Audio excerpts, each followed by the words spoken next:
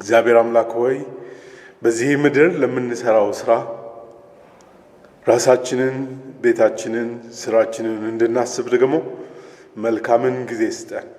ቃልህን አብራልን፣ እውነትህን ተናገረን። ሰምተንም ደግሞ እንደ ፈቃድህ እንደ ቃልህ የምንገኝ ሰዎች አድርገን ጸጋህ በነገር ሁሉ በመካከላችን ይብዛ። በኢየሱስ ክርስቶስ ስም አሜን። ቆላስይስ እንግዲህ ከክርስቶስ ጋር ከተነሳችሁ ክርስቶስ በእግዚአብሔር ቀኝ የተቀመጠበት በላይ ያሉ ነገሮችን እሹ፣ ሐሳባችሁም በላይ ባለው ላይ እንጂ በምድራዊ ነገር ላይ አይሁን። ሞታችኋልና ሕይወታችሁም ከክርስቶስ ጋር በእግዚአብሔር ዘንድ ተሰውሯልና ሕይወታችሁ የሆነ ክርስቶስ በሚገለጥበት ጊዜ እናንተም በዚያ ነገር ከእርሱ ጋር በክብር ትገለጣላችሁ ይላል እና እንደዚህ አይነት ነገር በምንነጋገርበት ጊዜ ስራ የሚባለውን ነገር እኔና ስራዬን ከዚህ ውስጥ አውጥተን የመጣል ልምድ በጣም ስላለና ትምህርታችን ውስጥም ስራ የሚለው ሰማያዊ ስለመሆኑ ወይም ሰማያዊ ዓላማ ስለመሆኑ ከሰማይ ወደ ምድር የመጣ የእግዚአብሔር ተልእኮ እግዚአብሔር ለሰው ልጅ የሰጠው ተግባር ስለመሆኑ የመርሳት ስላለ በክርስቶስ ብናስበው በሚል ነው። በክርስቶስ እናስበው አብዛኛውን ጊዜ እንዲህ ያለውን ነገር ያሰብነው መንፈሳዊ ወደሚለው ስራ ነው። መንፈሳዊ ስራ ደግሞ ስብከት፣ ምክር፣ ፈውስ፣ ተአምራት እነዚህን ነው መንፈሳዊ ስራ ነው የምንላቸው እንጂ በኑሯችን ውስጥ ያሉትን ስራዎች ተግባራት በሙሉ ጠቅልለን አንይዝም። አሁን ግን ቆላስይስ ሌሎች መጽሐፍ ቅዱስ ክፍሎች አሉ። እኔ ቆላስይስን ስላጠናው ስለምወድም ከዚህም በፊትም በቆላስይስ መነሻ ተናግሬ ስለማውቅ ወደ ቆላስይስ የሄድኩት በእኔ ምርጫ ነው እንጂ በጣም ብዙ መጽሐፍ ቅዱስ ክፍሎች አሉ ይህንን የሚናገሩ። ቆላስይስ ግን ሞታችኋልና ሕይወታችሁም ከክርስቶስ ጋር ተሰውሯልና በላይ ያለውን በሰማይ ያለውን ከእርሱ ዘንድ ያለውን ሰማያዊ የሆነውን ነገር ብቻ አስቡ። ቁጥር 5 ላይ እስከ ቁጥር 10 ባለው ላይ እንደውም በተለምዶ ስራ ነው የምንለውን አነጻጽሮ መንፈሳዊ ነገር ነው የሚናገረው እንጂ ስራ አይደለም እንድንል የሚያደርግ ነገር ይናገራል። ዝሙት፣ ርኩሰት፣ ፍትወት፣ ምኞት፣ ጣዖት አምልኮ፣ መጎምጀት በእነዚህም ምክንያት የእግዚአብሔር ቁጣ በማይታዘዙት ላይ ይገለጣልና እናንተ እነዚህን አታርጉ ካለ ይሄ የሚያወራው ስራ እኮ ስለ መንፈሳዊ ነገር ነው እንድንል የሚያደርገን። እናንተ ቀድሞ በዚያ ኖራችሁ፣ አሁን ግን ቁጣን፣ ንዴትን፣ ስድብን፣ ሐሜትን፣ አሳፋሪ ንግግርን የመሳሰሉትን ሁሉ አስወግዱ ስለሚል ይሄ ፍሳምና ይሄ ስለ ስራ አይደለም፣ ስለ ባህሪያት ነው የሚናገረው። ስለ ክፋትና ስለ መልካም ስለ መንፈሳዊ ነገር ነው የሚናገረው እንድንል ያደርጋል። ቁጥር 9 ላይ አሮጌውን ሰው ከስራው ጋር አውልቃችሁ ስለ ጣላችሁ እርስ በርሳችሁ ውሸት አትነጋገሩ። ስለዚህ ስለ ስራ አይደለም ስለ ባህሪ ነው እንድንል ጋብዞናል። ቁጥር 10 ቆም የምልበት ጥቅስ ነው። ቁጥር 10 ላይ የፈጣሪውን መልክ እንዲመስል በእውቀት የሚታደሰውን አዲሱን ሰው ለብሳችሁታል። ያ የፈጣሪ መልክ የሚባለው ወደ ዘፍጥረት የሚመልስ ነው።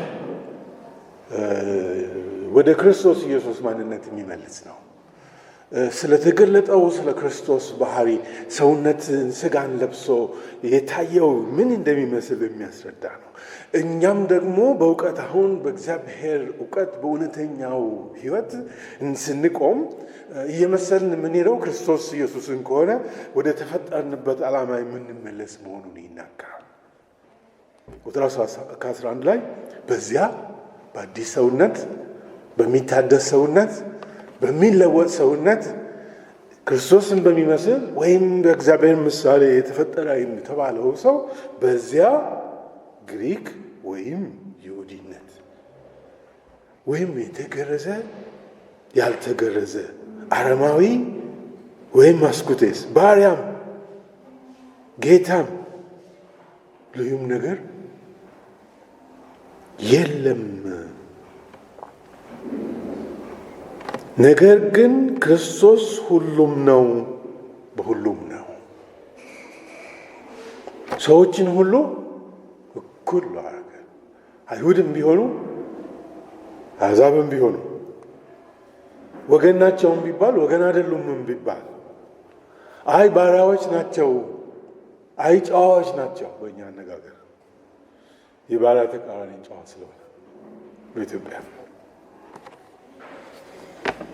ክርስቶስ በሁሉም ውስጥ ነው። በሁሉም ማለት ምንን የሥራ ድርሻቸው፣ ማህበራዊ ድርሻቸው፣ ማህበራዊ ማንነታቸው፣ መገለጫቸው ምንም ቢሆን ክርስቶስ በእነርሱ ውስጥ ነው።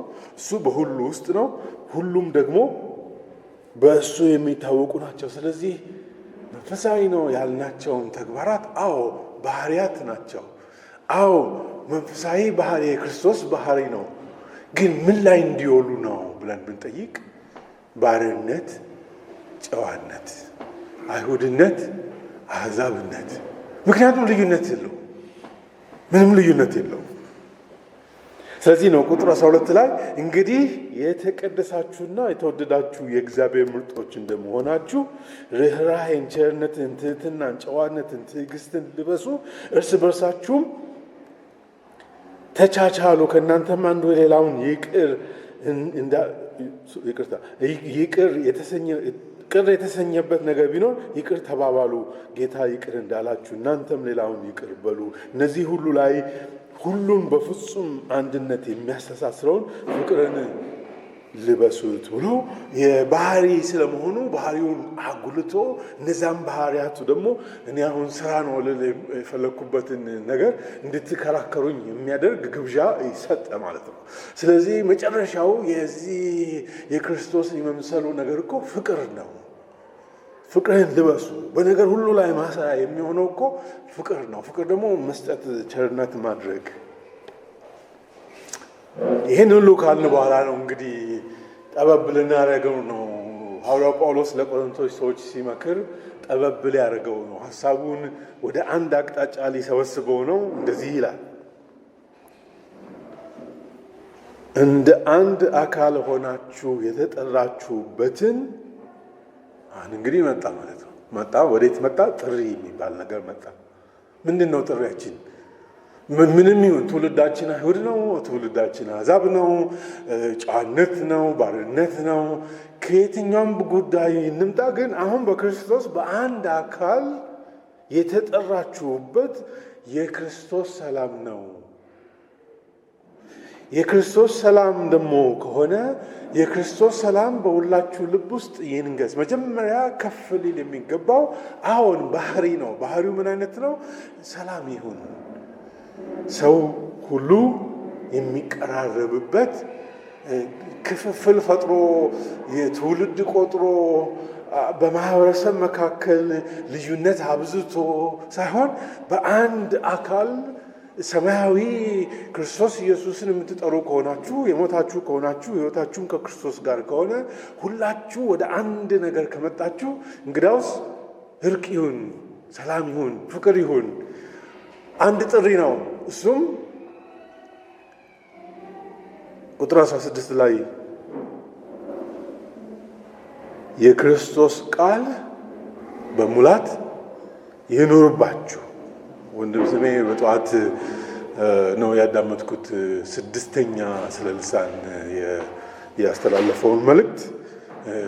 የመልእክቱ ጭብጥ የመሰለኝና የያዝኩት ወንድም ስሜ ያርመኛ ተሳስቼ ከሆነ ስለ ልሳን ስለ ሌሎችም አገልግሎት ጸጋዎች ሁሉ የምናነሳበት መፈተሻው የእግዚአብሔር ቃል በውስጣችን ስላለ ነው። ነገሮችን ሁሉም ልክ እንደዛው ስራ የምንለው ጥሪ ነውና የተጠራንበት ጥሪ ነውና እያንዳንዳችን አሁን ማየት ያለብን ሰላም ይሁን፣ እርቅ ይሁን፣ አንድ ላይ እንሰብሰብ፣ አንድ ላይ እንገናኝ፣ እርስ እንተያይ። ለምን? የተጠራ ነው ለሰላም ነው። ያን ሰላም ደግሞ የምንለማመድበት የእግዚአብሔር ቃል ወደኛ ደርሷል። ወደማ? ወደ ባሪያዎችም ወደ ጨዋዎችም፣ ወደ አይሁድም ወደ አሕዛብም ወደ ሁሉ የእግዚአብሔር ቃል ስለመጣ አቀራራቢው አንድ ላይ የሚያያይዘን ነገር ነው ያለው። እርስ በርሳችሁ አሁን እንግዲህ እያጠበበ ነው የመጣው። ሰላም ነው ዓላማው፣ የሚያገናኘን ቃሉ ነው። ጉዳዩ ግን የእርስ በርስ ነው። ጉዳዩ የእርስ በርስ ነው። እርስ በርሳችሁ በጥበብ ሁሉ ተማማሩ፣ ተመካከሩ፣ በመዝሙርና በማህሌት በመንፈሳዊ ቅኔም በማመስገን በልባችሁ ለእግዚአብሔር ዘምሩ ብሎ መንፈሳዊ ነው። ቅድም ያልኩት የምን ስራ ነው ፍስሐ እንድትሉ የሚያደርገውን ሁሉ አሁንም አልተወም። በእርሱ በኩል በየትኛው በኩል? በተሰጠ ሰላም በክርስቶስ ኢየሱስ በቃሉ እርስ በርስ ባለው ዓላማ በእርሱ በኩል ለእግዚአብሔር አብ ምስጋና ያቀረባችሁ። አሁን እንግዲህ ይመጣል። ልብ በሉልኝ። በቃልም ሆነ በተግባር እንግዲህ ሀሳቤን ከየትና መነጫው እንድታዩ ነው። ከላይ የመንፈሳዊ ጥሪ ነው የሚለውን ሰማያዊ ጥሪ ነው ያላችሁ የሚለውን ካልን በኋላ ነው በቃል ቢሆን ወይም በተግባር የምታደርጉትን ሁሉ በጌታ በኢየሱስ ስም አድርጉት። ስለዚህ የምታደርጉት ነገር ሁለት መልክ ነው ያለው። ወይ በአፍ የሚነገር ነው ወይም ጉልበት የሚጠይቅ ነው። ስለዚህ ሁለት ነገር ነው የምታደርጉት። ወይ በአፍ የሚተላለፍ ነገር ነው የእርስ በርስ ጉዳያችሁ፣ ወይም ተግባር ያለው ነው። ከዚህ የሚወጣ አይደለም። ሁሉንም ግን ሞታችኋልና ሕይወታችሁም ከክርስቶስ ጋር ተሰውሯልና በላይ ያለውን ስለምትሹ ሰማያዊውን ነገር አምታችሁ እርስ በርስ የምታመጡ ከሆነ በቃልም ቢሆን በተግባር እግዚአብሔርን ለማክበር ለእርሱ አድርጉ፣ በኢየሱስ ስም አድርጉት። ተግባራችሁ ምንም ቢሆን ስራ ማለት እሱ ነው። ጥሪ ነው። የተጠራንበት ጥሪ ነው። የተጠራንበት ጥሪ በአፍ አስተማሪ ብትሆኑ መምህር ስም ይህን እንግዲህ አፉን እንደያዘ ነው እኮ ያዝኩት። ምን እንደዚህ ነው እንዴ እንዲል እኮ ነው። ስራ ነው እንደ ያለው ስሜ ሲባል እንደ የኮራ በጣም የኮራ ሰው መምህር ነው። ቋንቋ ነው የሚያስተምረው፣ ስራ ነው ማለት ነው።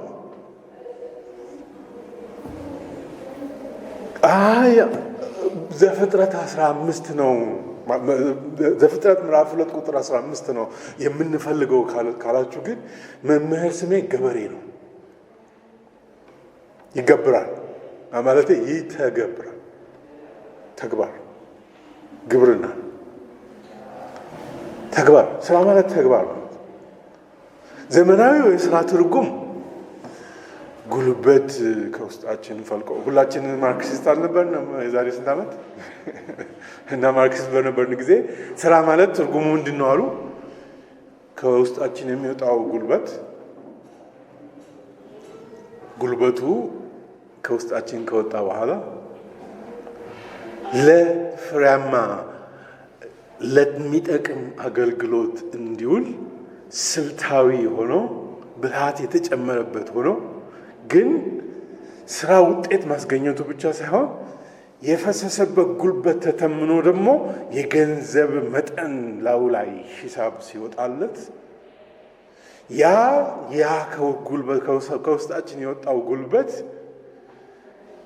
በዋጋ ስለተተመነ ስራው ሁሉ እሴቱ ሲደመር በገንዘብ የሚወጣ ነው። ስለዚህ እያንዳንዱ ስራ ክፍያ ያለው ነው ብሎ ይህን የሚያደርገው ሰው ሁሉ ላባደር ይባላል አለ። እንግዲህ ስለዚህ ዓለም የሰርቶ አደሮች ነው የምትሆነው ብሎ ማርክሲስት ሌኒኒስት ስለሰጠን መጽሐፍ ቅዱሳዊ መሰረት እንዳለው ዘንግተን ስራ ማለት ማርክስ ያለው ነው፣ ኤንግልስ ያለው ነው፣ ሌኒን ያለው ነው፣ ስታሊን ያለው ነው፣ ማኦ ሴቱንግ ያለው ነው እያልን የተማሪዎች ንቅናቄ ስላደረግን ተማሪዎቹም በጣም አልተማሩም። የኢትዮጵያ ተማሪዎች በጣም ስላልተማሩ ወደ መጽሐፍ ቅዱስ አልተመለሱም። ወደ ፈጣሪ ወደሚሰራ አምላክ አልተመለሱም። ሰርቶ ወደሚያሳይ አምላክ አልመጡም። 6 ቀን ሙሉ ሰርቶ 7ኛውን ቀን የለየ ያ 6 ቀን እስካሁንም እንዳለ 7ኛውን ቀን 7 ቀናትን እንደደነገገ ይህም ስርዓት እስካሁን እንዳልተበላሸ ትዝም አላላቸው። ስራ ማለት ጉልበት ነው፣ ብልሃት ነው። ደግሞም ስራ ሁሉ ወደ ገንዘብ ይተመናል አሉ። ውሸት ውሸት ውሸት። እናቶች ህፃናት ያሳድጋሉ፣ ማንም የሚከፍላቸው ዋጋውም የውስጥ ዛሬ አልተተመነም ስንት ብር እንደሆነ። ይኸው ምንድነው ስራችሁ ሲባል ስራ የለኝም ይላሉ እነሱም እናቶቹ። እና ይገርማል እስከ ዛሬ ድረስ። ምክንያቱም ትርጉሙን ከየት ነው ያመጡት ሲባል ከእግዚአብሔር ቃል አይደለም መቼም ከዓለም ነው የሸመቱት እናቶቻችንና ስራሽ ምንድን ነው ሲባል አይ ስራ የለኝም ልጅ እያሳደግኩ ነው ይላሉ። እንግዲህ እና በጣም አሳዛኝ ንግግር ነው። ያው እኔና ባለቤቴ ብዙ ተነጋግረን አላደመጠችኝም። የውቀስኳት እኮ አይደለም ዓለም ሁሉ ከእሷ ጋር ስለሆነ ይሄ ፍሳ የምነካው ብላ ነው። ዓለም ሁሉ ከእሷ ጋር ነው። ምክንያቱም ስራ የላትም ብሎ ነው ሁሉም ሰው እየደመደመው። እና እኔ ደግሞ ከዚህ የሚበልጥ ስራ ምንድን ነው ብዬ በሆዴ አሁን ዛሬ እናንተ ጋር ሲሆን ግን ጠንከር ብዬ ብቻዬን የምታደርጉትን ሁሉ በአፍ የሚነገር ቢሆን በጉልበት የሚሰራ ቢሆን ለእግዚአብሔር ክብር አድርጉ ሲል ልጅን ከማሳደግ የሚበልጥ ለእግዚአብሔር ክብር የሚውል ምንድን ነው ብትሉ ምንም ማግኘት አይቻልም በዚህ ዓለም ላይ። ምክንያቱም ልጅህን በሚሄድበት መንገድ ምራው፣ በሸመገለም ጊዜ እንኳን ከዛ አይለቅም ተብሎ ያንን ኃላፊነት የወሰዱ እናቶች ስራ የለንም ይላሉ። በጣም በጣም በጣም አሳዛኝ እና ከፍተኛ እርማት የሚፈልግ ስራ ማለት ማርክስና ኤንግልስ የዚህ ዓለም ሰዎች ያሉት ገንዘብ የሚያስከፍል ደሞዝ ተቀብሎ የሚገባበት ጉዳይ ብቻ ነው ተብሎ በዚህ ዓለም ላይ ስለተደነገገ አብዛኛዎቻችንን አታሎናል። ማርክስና ኤንግልስ ያሉት ስራ የለም አይደለም አሁን የምናወራው ማርክስና ኤንግልስ ስለ ስራ እውቀታቸው ቁንጽል ነው፣ ውስን ነው። ስለዚህ በአንድ አካል ሆናችሁ የተጠራችሁበትን የክርስቶስን ሰላም በልባችሁ ይንገስ የተባልን እኛ ሰላማችንን መጠበቅ ካለብን ቃሉን ይዘን በእግዚአብሔር ቃል ሙላት ራሳችንን፣ ቤታችንን፣ ኑሯችንን፣ አካባቢያችንን ስንመለከት ከውስጣችን የሚፈልቅ ደስ የሚያሰኝ የሚያዘምር እግዚአብሔርን የሚያስከብር በአፍ የሚነገር በተግባርም የሚፈጸም ብዙ ስራ ስላለ እዛ ክፍል ላይ ነው ሚስቶች ሆይ፣ ባሎች ሆይ፣ ልጆች ሆይ፣ አባቶች ሆይ፣ ባሪያዎች ሆይ የሚለው ያ ክፍል ነው። ይሄ ያው የምናነበው ክፍል ነው። ይህንን የሚያወራው ከላይ ድንገት አይደለም ሀሳቡ የሚጀምረው፣ በአንድ ሀሳብ ፍሰት ነው። የእግዚአብሔር ሰላም በልባችሁ ይግዛ፣ በእግዚአብሔር ቃል ሙላት ኑሩ፣ እርስ በርሳችሁ በዝማሬ በቅኔ እየተነጋገራችሁ በአፍ ቢሆን በተግባር ቢሆን ለእግዚአብሔር ክብር ብሎ ሚስቶች፣ ባሎች፣ ልጆች፣ ወላጆች፣ ባሪያዎች፣ ጌታዎች የሚለው ድርሻችሁ ምንም ይሁን ቢባል በእኔ ህይወት ባለፈው 62 ዓመት እስከ ዛሬ ድረስ የገባኝን ስለ ስራ በእኔና በወላጆቼ ባየሁት አንዳንዱንም ከመጽሐፍ ከገበየሁት በምሳሌ ላስረዳ። እስካሁን ያወራሁትን በኢትዮጵያዊ ላድርገው ወይም ፍስሐዊ ላድርገው። ፍስሐዊ ላድርገው። ኢትዮጵያ ውስጥ የታወቁት ስራዎች ቀዳሽ፣ ተኳሽ፣ አራሽ ናቸው እና የኔ ዘመዶች አራሽ አይደለንም ብለው አያቶቼ አራሽ ላለመሆን ጣሩ። ምክንያቱም አራሽ በእኔ አያቶች አይን ዝቅ ያለ ነው።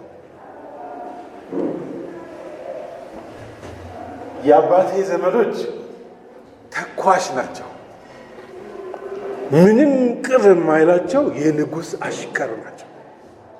አሁን ትንሽ አሽከር ሲባል ዝቅ ይላል አይደለም? ለእኔ አያቶች ዝቅ አይልም። የንጉሥ አሽከር ማለት ኩራት ያለበት ነው እና ስም አለው። ሁላችሁ የምታውቁት መኳንንት ናቸው።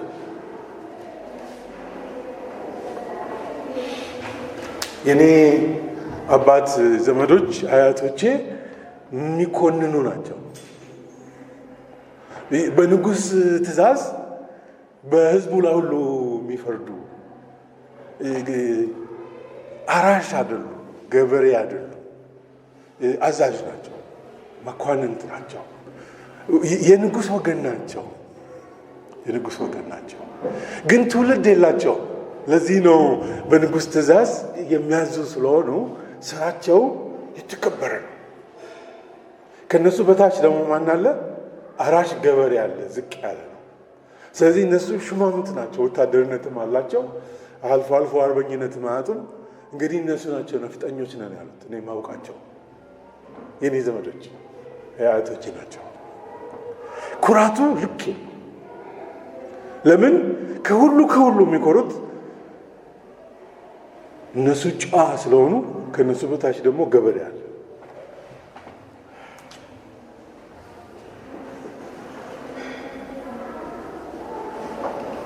ስለዚህ እነሱ የጨዋ ቤተሰብ ናቸው። ስለዚህ እጃቸው አፈር አይነካም። አፈር አይንካ የሚባሉት አፈር አይንካችሁ የተባሉት እነሱ ናቸው። እናንተ አልሰማችሁም፣ እኔ ነኝ የሰማሁት። እና ጨዋ ቤተሰብ ናቸው። ደርግ መጥቶ እስቲያፈርሰው ድረስ ኩራታቸው ልክ አልነበረው። ከነሱ በላይ ቀዳሽ ስላለ እነዚህ መኳንንት ደግሞ ዳዊት ደጋሞኝ ናቸው።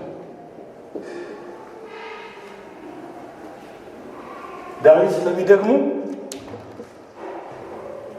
በሙሉ ቤተ ክህነቱ አካባቢ ያለው ሰው ወዳጃቸው ነው፣ ቀረብ ያደርጋሉ። ከእነሱ በላይ ደግሞ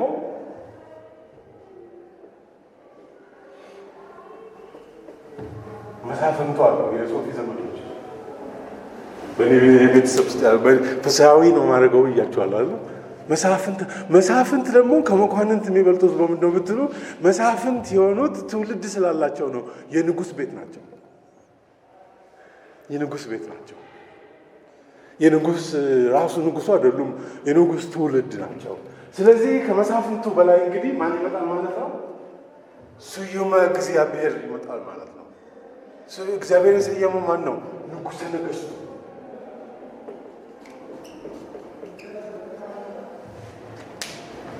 ንጉሠ ነገሥቱ በታች መሳፍንቱ አሉ፣ ቤት ትውልድ ስላላቸው። ከመሳፍንቱ በታች ወይ ዳዊት ደጋሚው እና ካህናቱ አሉ። እግዚአብሔር ይስጣቸውና እንትኑን ከፍ አድርገውት።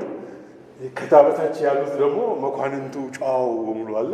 ከዚህ በታች ያለው ግን በሙሉ እንግዲህ በሀገሩ በድንበራቸው በዛ በመሳፍንቱና በመኳንንቱ ድንበር ውስጥ የሚኖሩ አራሽ ገበሬ አሉ እና እኔ በደረስኩበት ዘመን እነሱ በሙሉ ጭሰኞች ናቸው። እነዚህ በሙሉ ባለርስት ናቸው።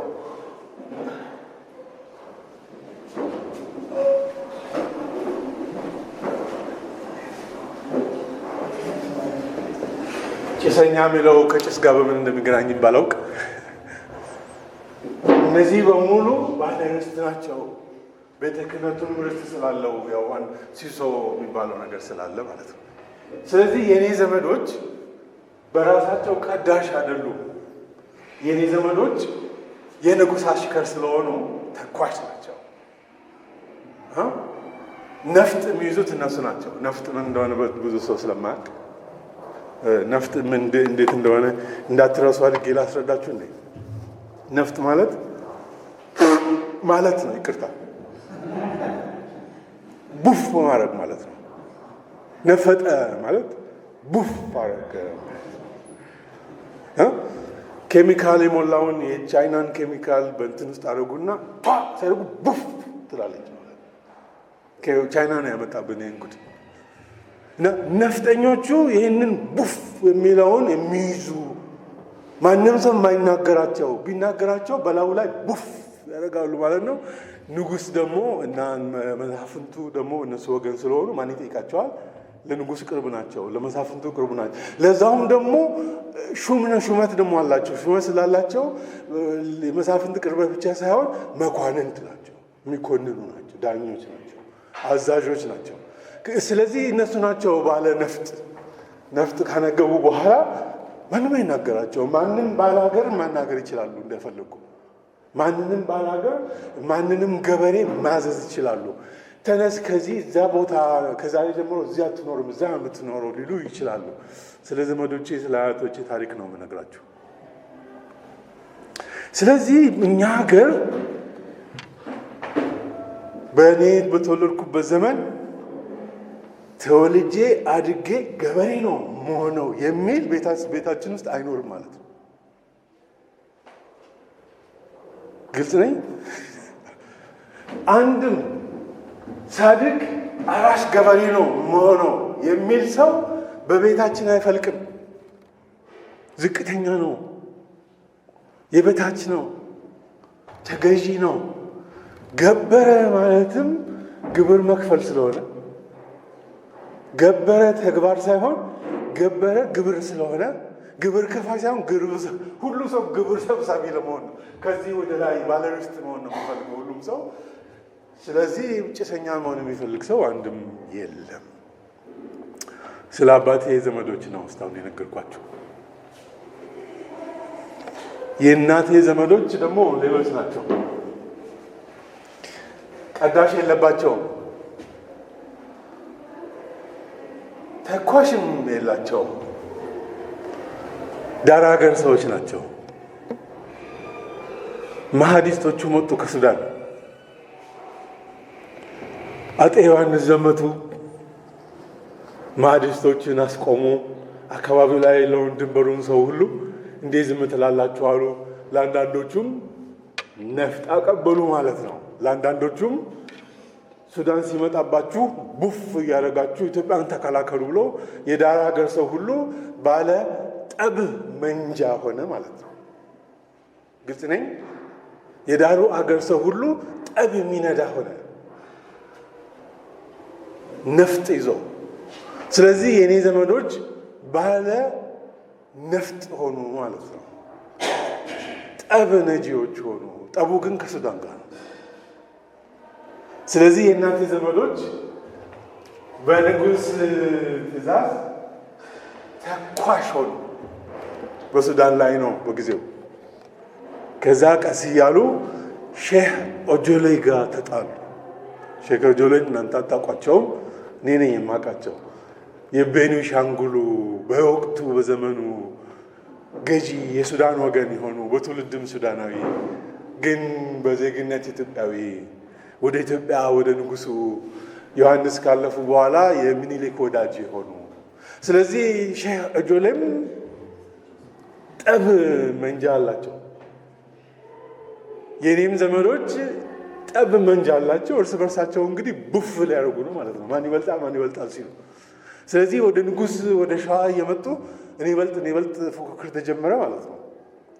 እና ያ በዛ ፉክክር መካከል የበለጠ ተኳሹ ማን ነው ሲባል የኔ ዘመዶች በጣም ከፍ አሉ እና እንዳውም ከመኳንንት ጋር ጋብቻ ጀመሩ። ሼህ ኦጆሌ አልተጋቡም፣ የኔ ዘመዶች ተጋቡ። ሲያስቡትም ደግሞ የሸዋ ንጉስ ምንድን ነው እስከዚህ ድረስ አሉና የራሳቸውም መኳንንት ሳይሆን መሳፍንትነት ሁሉ አማራቸው። ስለዚህ የምዕራቡ ኢትዮጵያ ገዢ ነው ገሌ ተባለ ማለት ነው። መካከልም ያለው የኢትዮጵያ ንጉስ ንጉሰ ነገስት ነው። ስለዚህ በየአውራጃ ያለው ሁሉ ንጉስ ነው። ንጉሱም ደግሞ እንግዲህ ከታች መኳንንት ሊኖረው ነው። መኳንንቶች ደግሞ ከታች አራሽ ሊኖራቸው ነው። እነሱን ሁሉ ወደ እግዚአብሔር የሚያቀርብ የእነሱን ሁሉ ስርዓት ደግሞ የሚያሞጋግስ ቀዳሽ ደግሞ ይመጣል ማለት ነው። በዚህ መልክ ለትንሽ ጊዜ ሼህ ኦጆሌ ጋም ቢታገሉ የራሳቸውን እንደ ንጉስ እንደ አካባቢ ገዢ ቆጥረው ምንም ቢሆን ግን አራሽ ገበሬ ግን መሆን አልቻሉም። ስለዚህ እኔ ዘመዶች ባለ ርስት ናቸው። እግዚአብሔር ስጠውና ደርግ መጣና ከክው አድርጎ ሁሉንም ባዶ እጃቸውን ሲያስቀራቸው አሁን የት ይኬዳል? እጃቸው ላይ የቀረው መሬት ብቻ ነው። ከዛ ቡና መትከል ጀመሩ። በገዛ እጃቸው እያዘዙ ቡና ይተክሉ የነበሩት አሁን በገዛ እጃቸው መስራት ለመዱና ቅዱሳት መጽሐፍት የሚለው ነገር ሊገባቸው መጣ። አሁን ትንሽ ሁሉ ሰው በገዛ እጁ እየሰራ የሚለው እንዴ ለካ እንደዚህ ነው እንዴ ለካ ማዘዝ ብቻ አይደለም የሚለው እየገባቸው መጣ። ይሄ ከሆነ በኋላ ነው እንግዲህ ነፍስ ያወቅኩት። ይሄ ከሆነ በኋላ ነው መጽሐፍ ቅዱስን ያነበብኩት። በዚህ መልክ ነው ዘመዶችን የምገልጸው። እናንተም ዘመዶቻችሁ እንደዚህ ብትገልጹ ስራ የቱ ነው ሲባል እኔ በእጄ አልነካ የሚል ሰው የት እንዳለ እንድታስቡልኝ ነው። ከ1966 በፊት ነው በአስተሳሰቡ ማለት ነው። ይሄ ዝቅተኛ ስራ ብሎ የሚያስብ ሰው በአስተሳሰቡ ከ1966 ወደዛ ነው ያለው ማለት ነው።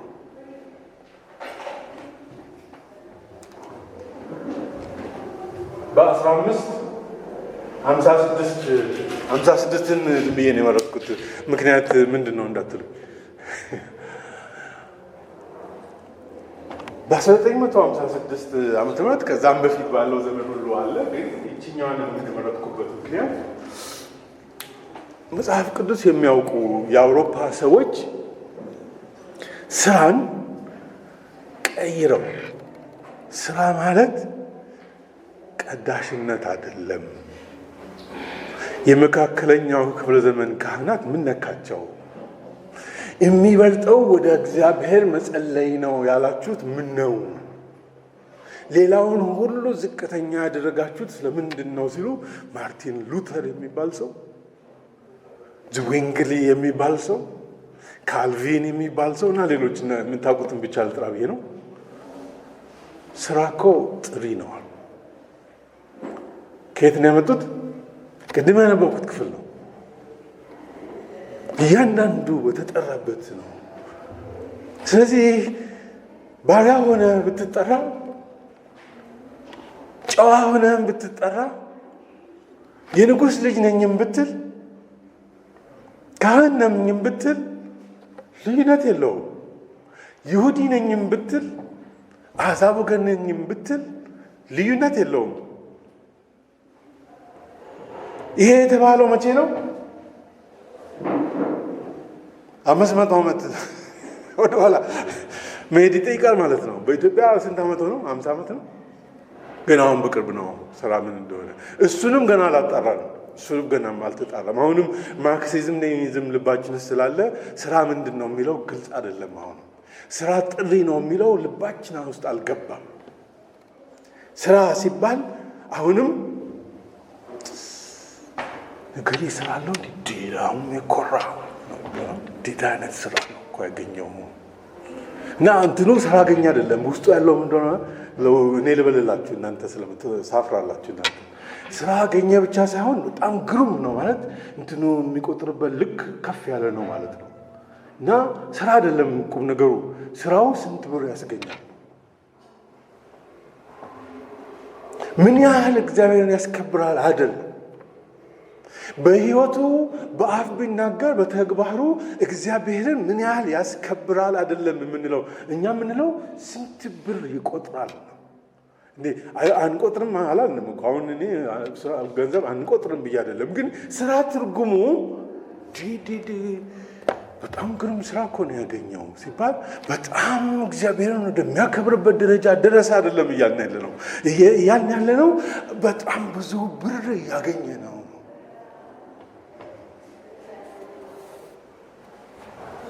ስለዚህ ነው ይሄኛውን አይነት መግለጫ ቆም ያደረግን እንደሆነ ሚስቶች ሆይ ብለን ነው ስለ ስራ ማውራት ያለብን። ባሎች ሆይ ብለን ነው ስለ ስራ ማውራት ያለብን። ልጆች ሆይ ብለን ነው፣ ወላጆች ሆይ ወይም አባቶች፣ ባሪያዎች ሆይ፣ ጌቶች ሆይ። ቆላስይስ ምዕራፍ 4 ነው ምዕራፉ ተቆርጦ ለምን 4 ላይ እንደሄደ አላውቅም። ምዕራፍ ከቆረጡ አይቀር በባሪያዎችና በጌታዎች መካከል ባይቆርጡ ጥሩ ነበር። መጽሐፍ ቅዱስ ቁጥር የሰጡን ሰዎች አጉል ቦታ ላይ ነው የቆረጡት ምዕራፉ።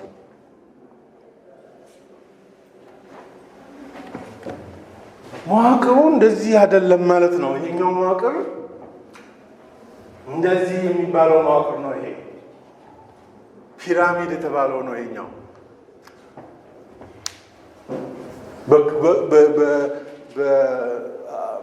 በግብፃውያን ዘንድ ቢሆን ኖሮ ፈርዖኖቹ እዚህ ጋር ነበሩ።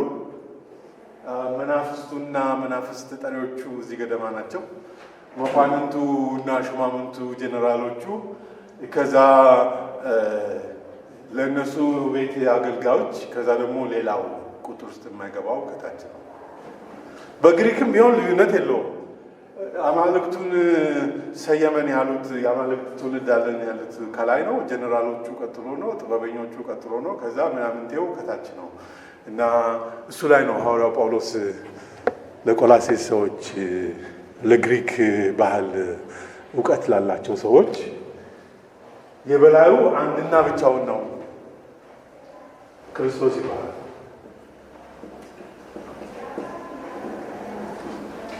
ከዛ በታች ግን ያለው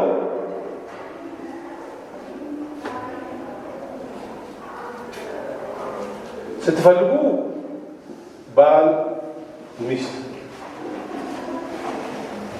ተጠሪነታቸው ለክርስቶስ ነው። በባልና ሚስትነት አይደለም ማየት የምፈልገው በሌላ መልክ ነው ካላችሁ፣ በሌላ መልክ ደግሞ ከመጣ ወላጅ እና ልጅ ተጠሪነታቸው ለክርስቶስ ነው። በዚህ መልክ አይደለም ማየት የምፈልገው ካላችሁ ደግሞ አሰሪ ሰራተኛ፣ የበላዩ ክርስቶስ። ያው እኛ እንትኑ ስላልገባን አሁንም ያችንን ሹማምንት መኳንንት ምናምን የበላይ ከታች የሚለው ስለመጣ በባልና በሚስት መካከል እኩልነት ሳይሆን የበላይና የበታችነት ነው ያለው ብለን ያሰብ፣ በወላጅና በልጅ መካከል የበላይነትና የበታችነት ነው ያለው ብለን ያሰብ ነው። በአሰሪና በሰራተኛ መካከል የበላይነት አለ ብለን ያሰብ ነው። ምክንያቱም የእኛን አስተሳሰብ ነው መጽሐፉ ላይ የምንገጥመው ስናነባው። ግን እንደዚህ ነው የሚለው፣ ሚስቶች ሆይ በጌታ ዘንድ ተገቢ በመሆኑ ሚስቶች ሆይ በጌታ ዘንድ ተገቢ በመሆኑ ለባሎቻችሁ ታዘዙ። ከዛ ከታዘዙ ለካ የበታች ናቸው። እንደዚህ ነው የተረጎምነው። ሐዋርያው ግን ባሎች ሆይ ሚስቶቻችሁን ውደዱ፣ መራራም አትሁኑባቸው።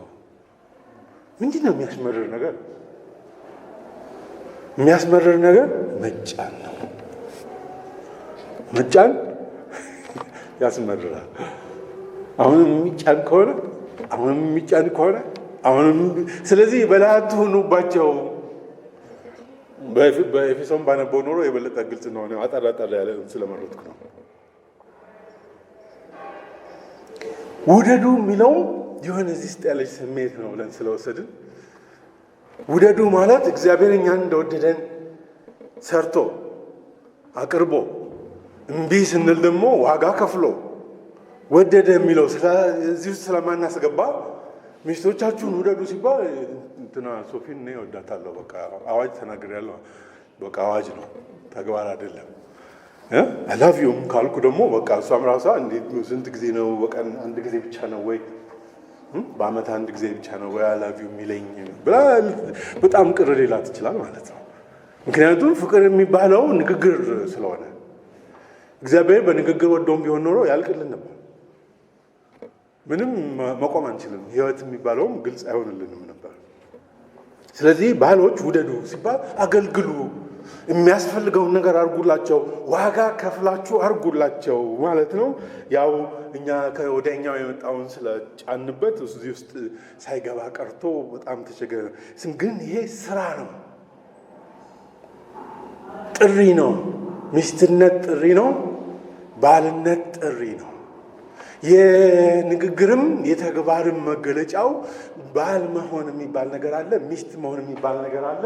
ተጠሪነቱ ወደ ክርስቶስ ነው። ልጆች አሁን ልጆችንም ከጌታ ጋር ልናያይዝ ነው ማለት ነው። ልጆች ሆይ ይህ ጌታን ደስ የሚያሰኝ በመሆኑ አምስተኛው የሕግ መጽሐፍ ስለሆነ በሕግ መጽሐፍ ላይ አምስተኛ ነው። እናትና አባታችሁን አክብሩ የሚለው ማለት ነው። አሁን እዚህ ጋር ብናመጣው ልክ ይመጣ። ለወላጆቻችሁ በነገር ሁሉ ታዘዙ፣ ወላጆችም አታስቆጧቸው፣ አትጫኗቸው፣ አታስመርሯቸው። ያው ብዙ ጊዜ ይሄኛው ሳጥን ባልና ሚስት ስለያዘ ይሄኛው ልጅና ወላጅ ስለያዘ ስራ የምንለው ይሄኛውን ነው። ስራ አለ ወይ ሲባል ወደዚህኛው ሳጥን ነው የምንሄደው። ጊዜ እነዚህን እንረሳቸዋለን። ተግባር መሆናቸውን ደግሞም ጥሪ መሆናቸው ሁሉ ቶሎ አይመጣልንም። እንምጣሽ እሱኛውም ሳጥን ላይ ብንህ ቢሆን ባሮች ሆይ ቆላስይስ ላይ በጣም ከሌሎቹ ኃላፊነቶች የበለጠ ባሪያዎች ላይ ጫን ብሏል እና ብዙዎች የመጽሐፍ ቅዱስ የሚያነቡ ሰዎች እስካሁን ድረስ ባሪያ የሚል ነገር መጽሐፍ ቅዱስ ላይ ካለ አላነብም መጽሐፍ ቅዱስ ይላሉ። ለምን? ባርነት በአዋጅ ቀርቷል። አፄ ምኒልክም አውጀዋል። በነገራችሁ ላይ ባርነት እንዲቀር መጽሐፍ ቅዱስ ላይ ነው ያልቀረው። አይገርምም? መጽሐፍ ቅዱሳችን የትኛው ትርጉም ነው የሚያክሰው? የትኛው ትርጉም እንደሆነ በአዲሱ መደበኛ ትርጉም ባሮች ሆይ ሳይፈራ ባርነት ምንድን ነው? ሰውን ለማስደሰትና ለታይታ ብላችሁ ሳይሆን በቅን ልብ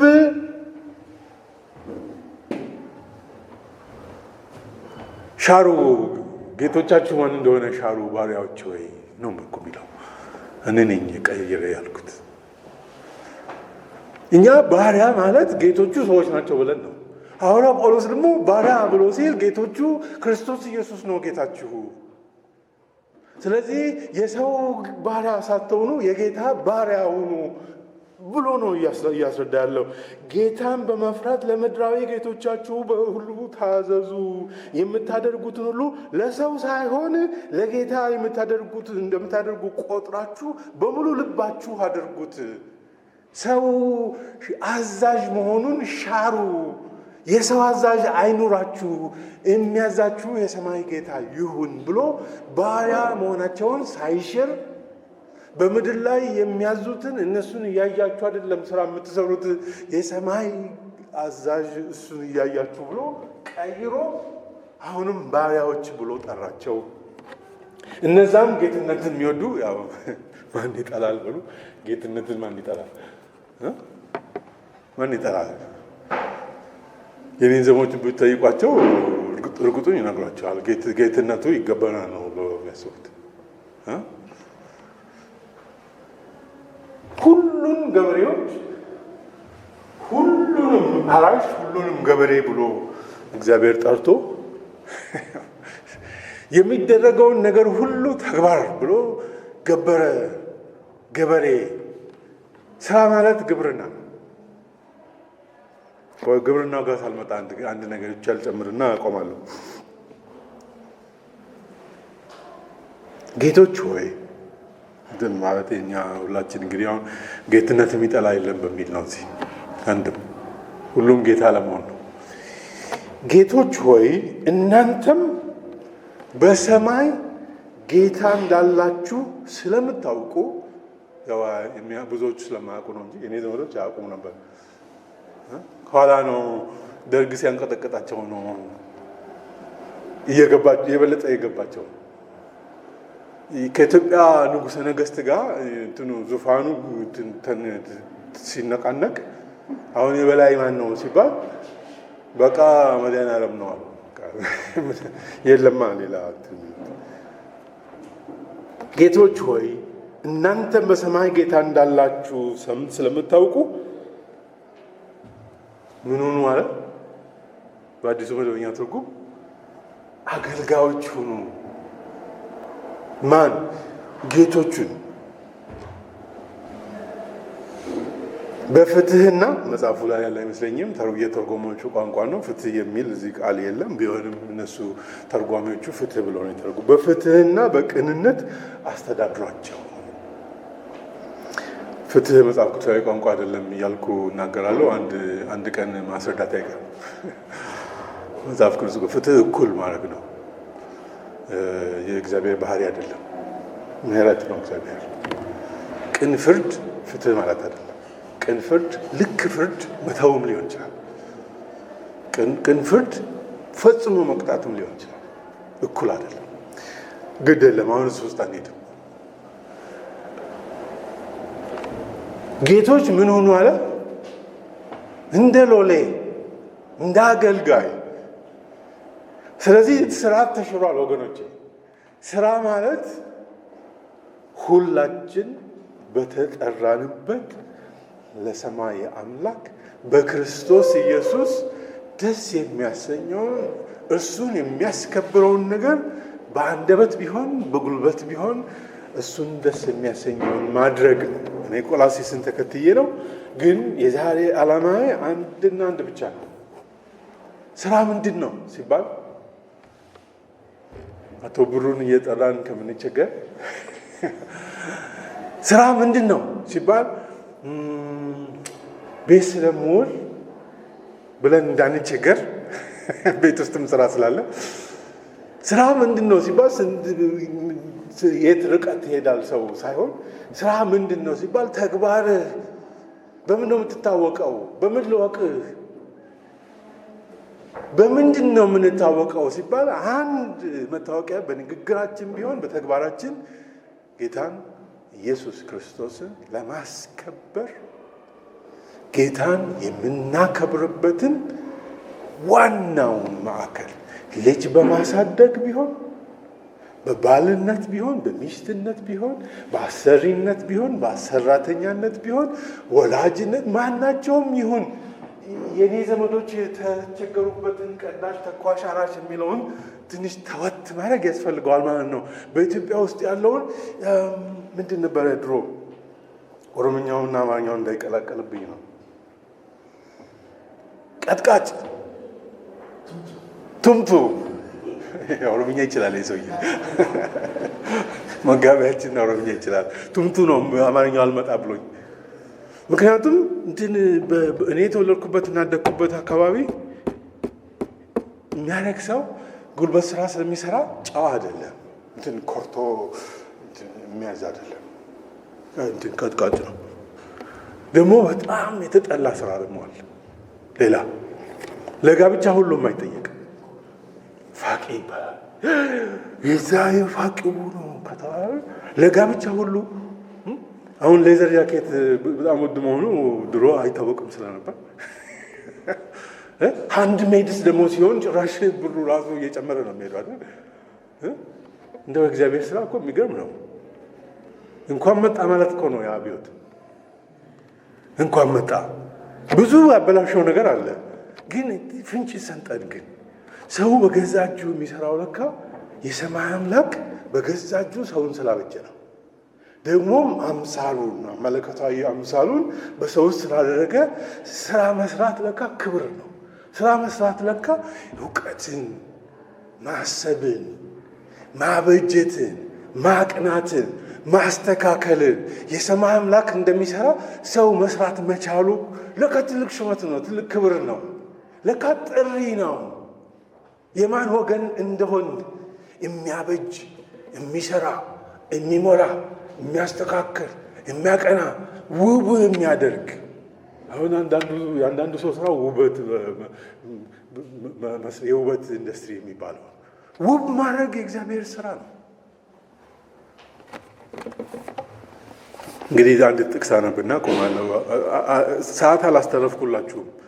ትርጉም ብቻ ነው ዛሬ የምንነጋገረው እና በሚቀጥለው ደግሞ ትንሽ ተግባሩን ነካ እናደርጋለን። መግቢያ እንዲሆን ያህል እንጂ ስለ ስራ ሁሉ ነገር ማውራት አንችልም። ሰራተኞች ሆናችሁ እንዴት ብዬ ለእናንተ ስለ ስራ አስረዳለሁ። ግን መጽሐፍ ቅዱሳዊ መሰረቱ ምንድን ነው ለሚለው እግዚአብሔር አምላክ ወስዶ ማንን? አዳምን እንዲያለማትና እንዲንከባከባት እንዲጠብቃትም በኤደን የአትክልት ስፍራ አስቀመጠው። ማንን?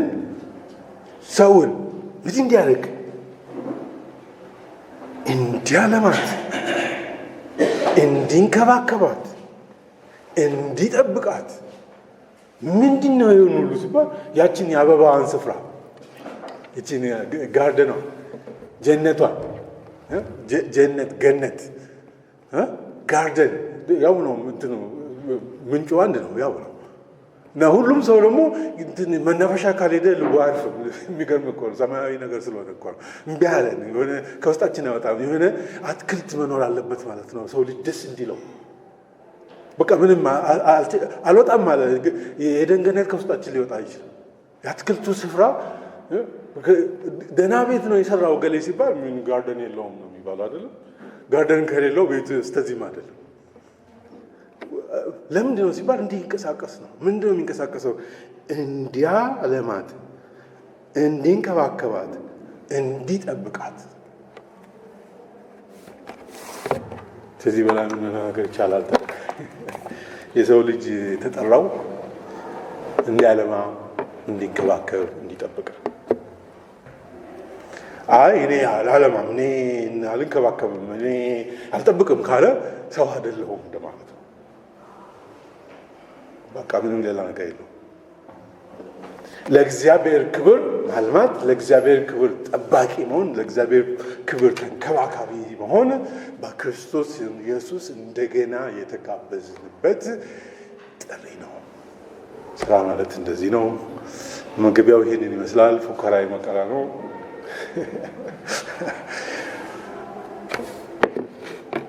አንድ ሁለት ጥያቄ ብቻ ነው ተቀብዬ ለሚቀጥለው ሳምንት ነው